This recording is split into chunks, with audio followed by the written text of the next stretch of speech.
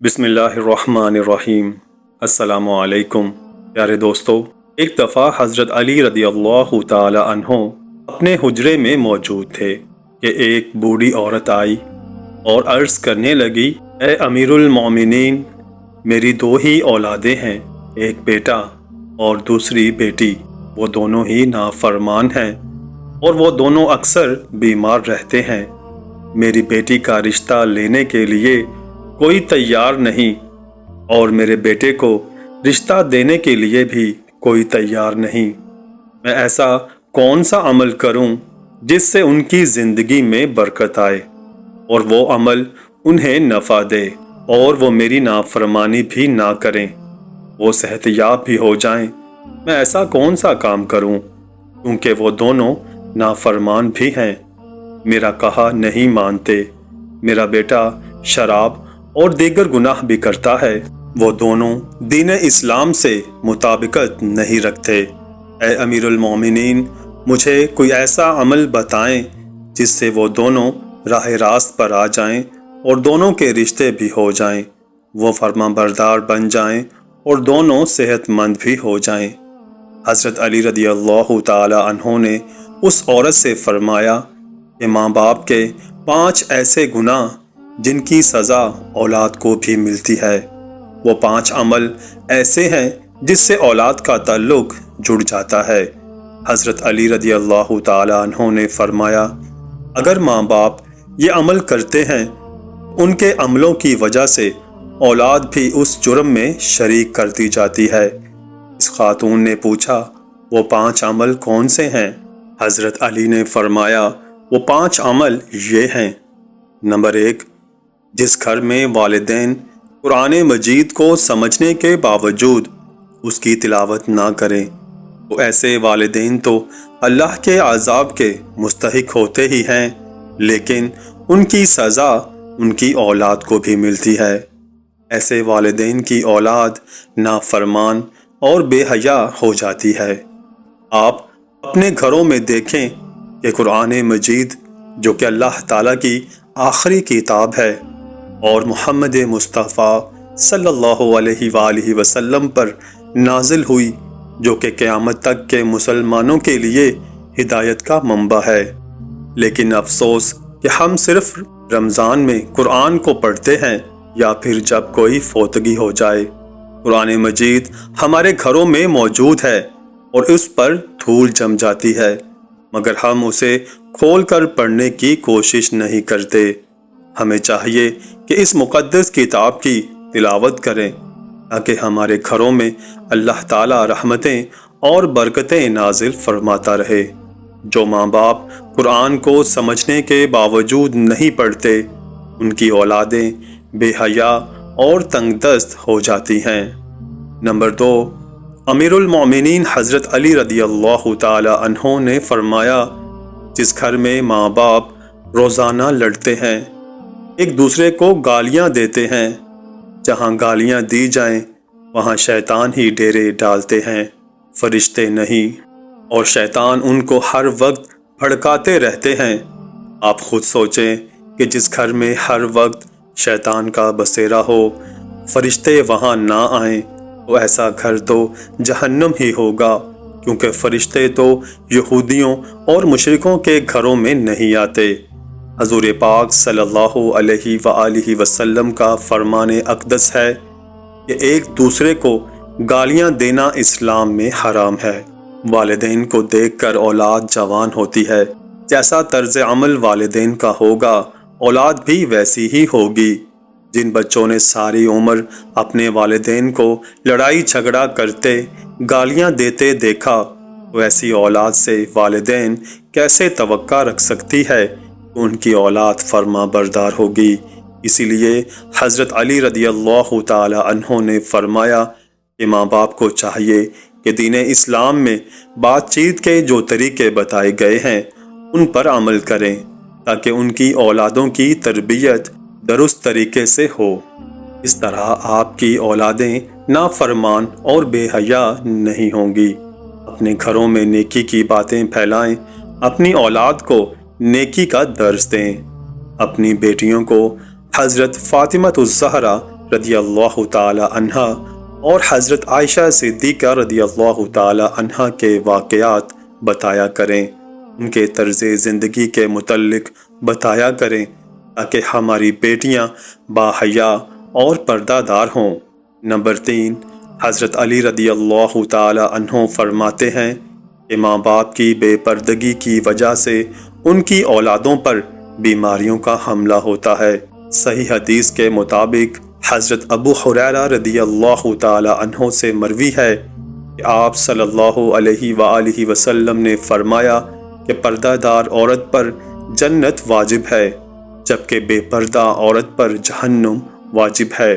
جس گھر میں بے حیائی اور بے پردگی ہوتی ہے وہ اللہ کے فرشتے ایسے گھروں میں رہنے والوں کے لیے بد دعا کرتے ہیں، اور شیطان ایسے گھروں کو اپنا بسیرا بنا لیتے ہیں۔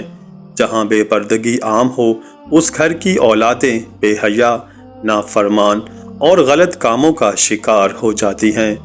یہی نہیں بلکہ پریشانیاں اور مصیبتیں ایسی اولاد کا مقدر بنتی ہیں۔ یہ ان کے والدین کی بے پردگی کی وجہ سے ہوتا ہے۔ جس گھر میں بے حیائی ہوتی ہے وہاں اللہ کی برکت و رحمت نہیں ہوتی۔ ایسے ماں باپ کی اولادیں فتنوں اور بلاؤں سے محفوظ نہیں رہ سکتی، کیونکہ اللہ کے فرشتے جو کہ ان فتنوں کو روکتے ہیں وہ تو اس گھر سے چلے جاتے ہیں۔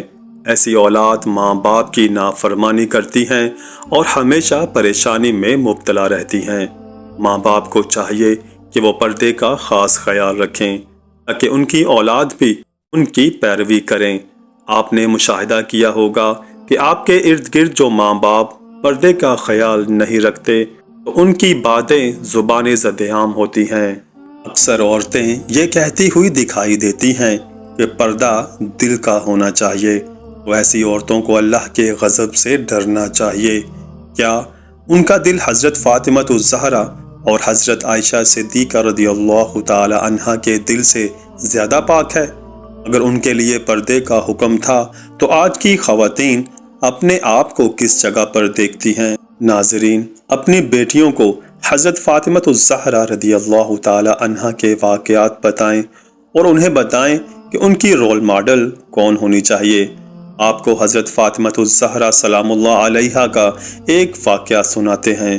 شادی کے بعد آپ صلی اللہ علیہ وآلہ وسلم سیدہ فاطمہ کو گھر لے کر جا رہے تھے کہ راستے میں ایک نابینا صحابی بیٹھے ہوئے تھے، تو آپ رضی اللہ تعالی عنہ نے اپنے چہرے کو ڈھانپ لیا۔ آپ صلی اللہ علیہ وآلہ وسلم نے فرمایا، بیٹی فاطمہ، یہ صحابی تو نابینا ہیں، آپ نے چہرہ کیوں ڈھانپ لیا؟ تو حضرت فاطمہ رضی اللہ تعالی عنہ نے کہا کہ بابا جان، مجھے غیر محرم سے پردے کا حکم دیا گیا ہے، نہ کہ ان افراد سے جن کو نظر آتا ہے۔ ناظرین، یہ یہودیوں کی چال ہے کہ جدت کے نام پر بے حیائی کو مسلم معاشرے کے اندر پروان چڑھایا ہے، لہٰذا اس دور میں جتنا ہو سکے اپنی اولاد کو صحابہ کرام اور اہل بیت کی زندگیوں کے متعلق بتائیں۔ نمبر 4، حضرت علی رضی اللہ تعالی عنہ نے فرمایا کہ وہ والدین جو کہ کسی دوسرے کی اولاد کے بارے میں برا سوچتے ہوں، انہیں دیکھنا چاہیے کہ اگر وہ دوسرے کی اولاد کے بارے میں برا سوچیں گے تو ان کی اولاد بھی اس برے عمل سے بچ نہیں پائے گی۔ اللہ تعالیٰ ان کی اولادوں کے لیے برا کرتا ہے، کیونکہ اللہ تعالیٰ بڑا رحمان و رحیم ہے۔ اللہ تعالیٰ ماں باپ سے زیادہ اپنے بندے سے محبت کرتا ہے۔ اگر تم کسی کی اولاد جو پریشانی میں ڈالو گے تو اللہ تعالیٰ وہی نظریہ تمہاری اولادوں پر مسلط فرما دیتے ہیں، کیونکہ جیسا کرو گے ویسا بھرو گے۔ جیسا تم دوسروں کی اولادوں کے متعلق سوچتے ہو، اللہ تعالیٰ وہی نظریہ دوسروں کے ذہن میں تمہاری اولادوں کے متعلق بنا دیتا ہے۔ جیسا تم کسی کی بیٹی کے بارے میں چاہتے ہو، اللہ تعالیٰ ویسا ہی تمہاری بیٹی کے ساتھ کرتا ہے۔ حدیث پاک کا مفہوم ہے کہ آپ صلی اللہ علیہ وآلہ وسلم کے پاس ایک صحابی آئے اور عرض کی، یا رسول اللہ صلی اللہ علیہ وآلہ وسلم، فلاں صحابی عورت کو چھپ چھپ کر دیکھتے ہیں، تو آپ صلی اللہ علیہ وآلہ وسلم نے اس صحابی سے فرمایا کہ اس صحابی کو بلا کر لاؤ۔ جب وہ صحابی آپ کی خدمت اقدس میں حاضر ہوئے تو آپ نے اس سے فرمایا، تم اپنے گھر کی حفاظت کی ذمہ داری چھوڑ گئے ہو کیا؟ صحابی نے جواب دیا، نہیں، میں تو اپنے گھر کی آپ کے فرمان کے مطابق نگہبانی کرتا ہوں۔ آپ صلی اللہ علیہ وآلہ وسلم نے فرمایا، جاؤ گھر جا کر دیکھو کہ آپ کا گھر محفوظ بھی ہے یا نہیں۔ وہ صحابی جب گھر گئے تو دیکھا کہ اس کے گھر کی ایک دیوار گر چکی ہے۔ وہ صحابی واپس آپ صلی اللہ علیہ وآلہ وسلم کی خدمت میں حاضر ہوئے اور پوچھا، یا رسول اللہ صلی اللہ علیہ وآلہ وسلم، یہ کیا معاملہ ہے؟ تو آپ صلی اللہ علیہ وآلہ وسلم نے فرمایا، اگر تم کسی کی عورت کو دیکھو گے تو اللہ تعالیٰ تمہارے گھر کی دیواریں گرا دے گا۔ دوسروں کی بیٹیوں کو اپنی بیٹیاں سمجھو، ہر بہن کو اپنی بہن سمجھو، تاکہ تمہاری عزتیں بھی محفوظ رہ سکیں۔ نمبر 5، حضرت علی رضی اللہ تعالی عنہ نے فرمایا، جو ماں باپ اپنے گھر میں حلال حرام کا فرق نہ کرتے ہوں، حرام وہ نہیں کہ حرام جانور کھا لیا جائے یا کوئی حرام چیز کھا لی جائے، یہ تو قطعاً حرام ہے۔ حرام وہ جو حلال کو حرام کر کے کھایا جاتا ہے، کسی کو دھوکہ فراڈ کر کے اس کا حق کھا لیا جائے یا کسی غریب مسکین کا حق کھا لیا جائے تو یہ بھی حرام ہے۔ اگر حرام مال بچوں کو کھلایا جائے تو اولاد نافرمان، بے حیا اور بیماریوں میں مبتلا ہو جاتی ہے۔ آج کل یہ بیماری ہمارے معاشرے میں عام ہو گئی ہے۔ حرام کھانے والے اسے حلال سمجھ کر کھا رہے ہیں۔ اللہ تعالی ہم سب کو رزق حلال کمانے کی توفیق عطا فرمائے، آمین۔ ناظرین، اگر آپ کو ہماری ویڈیو اچھی لگی ہو تو اسے لائک کریں اور مزید ایسی اسلامی ویڈیوز کے لیے ہمارے چینل کو سبسکرائب کریں۔ جزاک اللہ۔